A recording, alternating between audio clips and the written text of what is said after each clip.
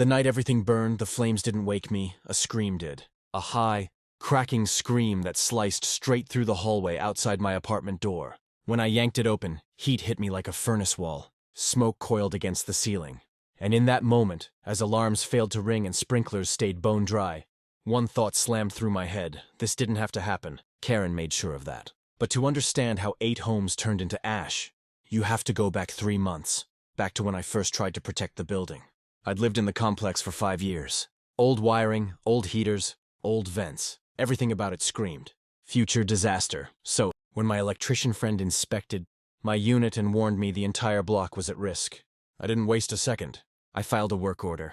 I bought extra detectors with my own money. I even hired a licensed contractor to upgrade my smoke alarms and seal my utility closet. That's when she appeared. Karen, our HOA president, the self-appointed queen of laminated rule sheets and handwritten violation notices. The kind of woman who stalked the hallway with a clipboard like it was a weapon. She stopped the contractor before he even opened his toolbox. "No modifications without my approval," she said sharply. I explained, calmly, that I was installing basic safety upgrades. Nothing cosmetic, nothing structural, just alarms and rewiring that could save lives. She crossed her arms.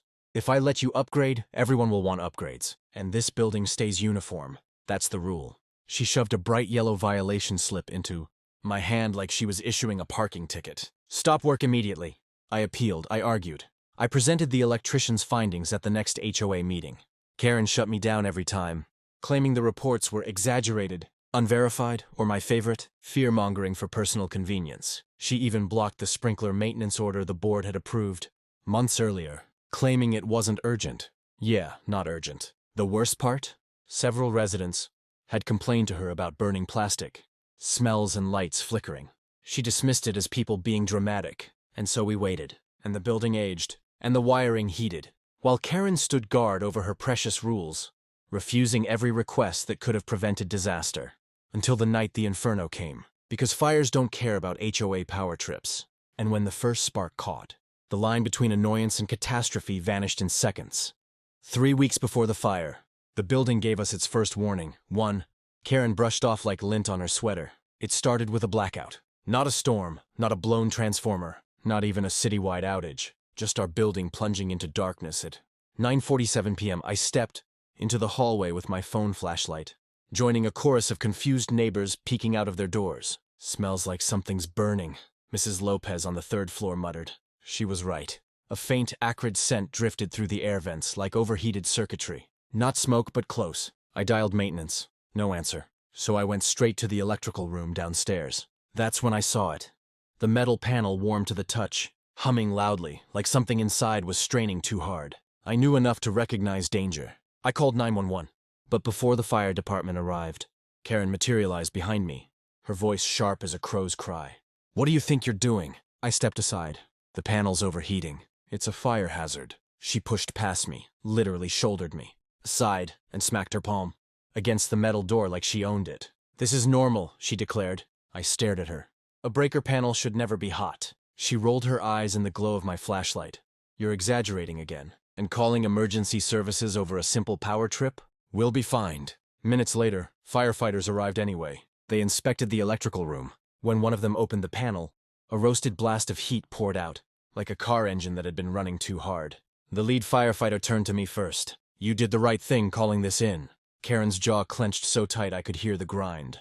But instead of thanking me, or listening to the firefighter's very clear warning that our wiring needed immediate servicing, she pivoted straight, back into attack mode. "Our HOA manages all repairs," she snapped. "We'll handle it internally." The firefighter shook his head. "Ma'am, this system is unsafe. You need to schedule licensed repairs immediately. The wires are melting through insulation." Karen smiled, but it wasn't a grateful smile. It was the smile of someone planning to stonewall the moment the uniforms left. And she did exactly that. The next morning she posted a notice. "Do not submit further complaints regarding electrical issues. Maintenance will address them on a scheduled basis. False alarms will result in penalties." Penalties for trying to avoid a fire. Her arrogance was breathtaking.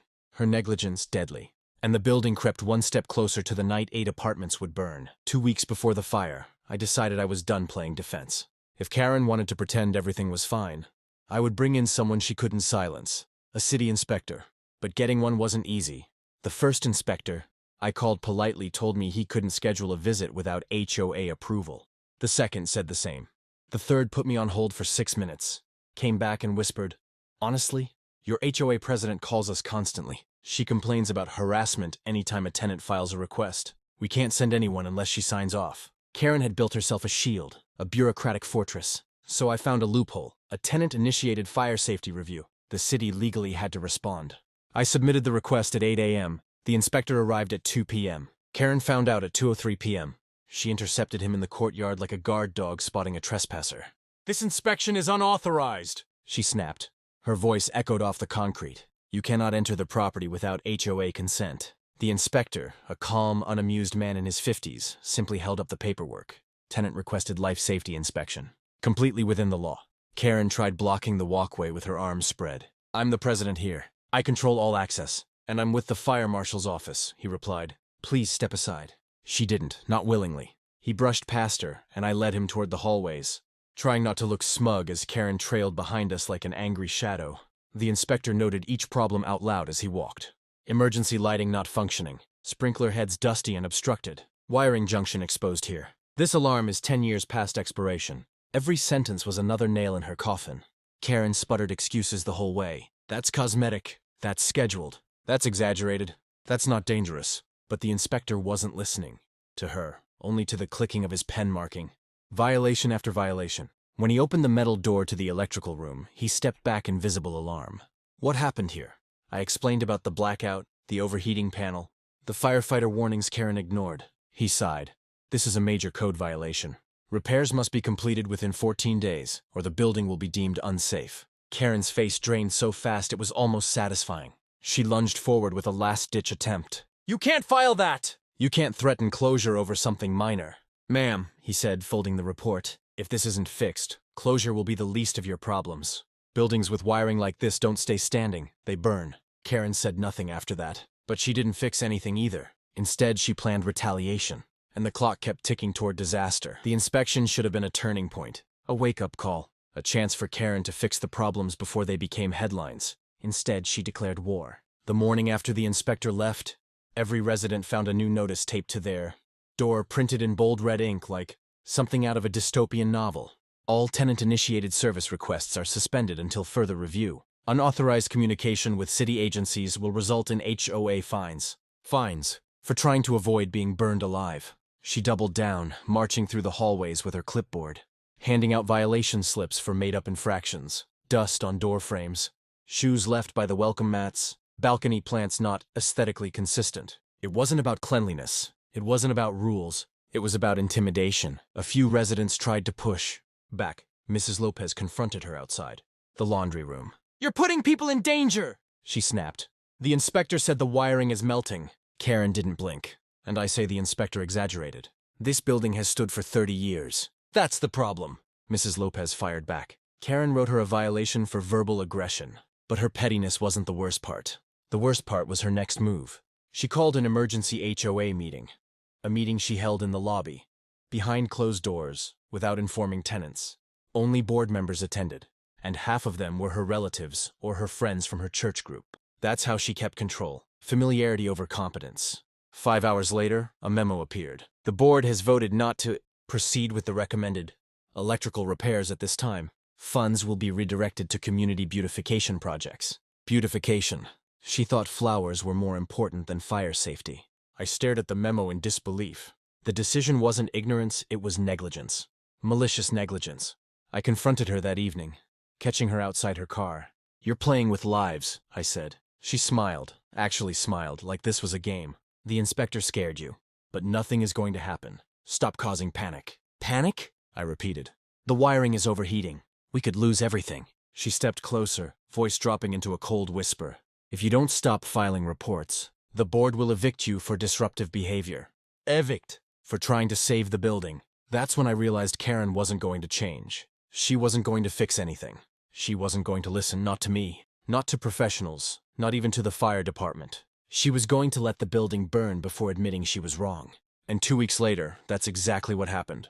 The night of the fire began quietly, too quietly. No flickering lights, no odd smells, no warning at all. I was halfway through a late dinner, when a faint pop echoed from somewhere below my floor. Not loud, just sharp enough to make me pause. Then came the second pop, louder. Then a third, followed by a low electric hum, like something winding up far beyond its limits. I stepped into the hallway just as the first scream tore through the building. Smoke curled out from under the stairwell. Door, thick, dark, fast, within seconds. Alarms should have been blaring, but they didn't. Not a single one. No sprinklers. No emergency lights. Just the sickening smell of burning insulation. The inferno had begun. I pounded on doors as I ran down the hall. Fire!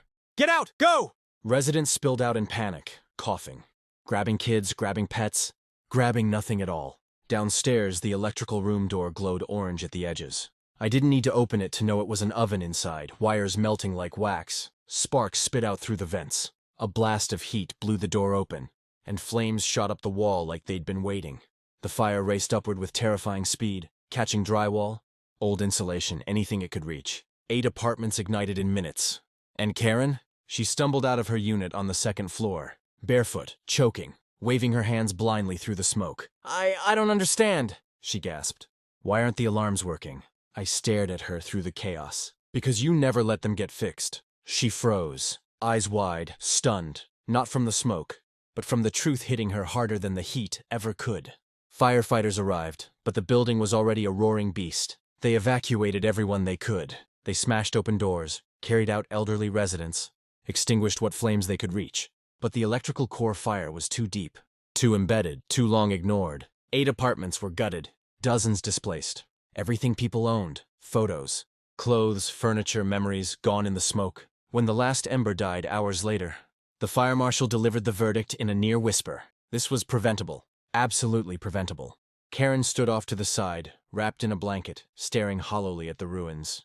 Her clipboard, her symbol of control, lay melted somewhere inside the wreckage. The investigation didn't spare her. The report cited negligence. The board removed her. The city fined her. And lawsuits followed. But none of it rebuilt what we lost. In the weeks that followed, the community rebuilt together. Without Karen, without her rules, without her denial. The building would rise again, but this time, safety wouldn't be optional. This time, we knew what ignoring warnings could cost.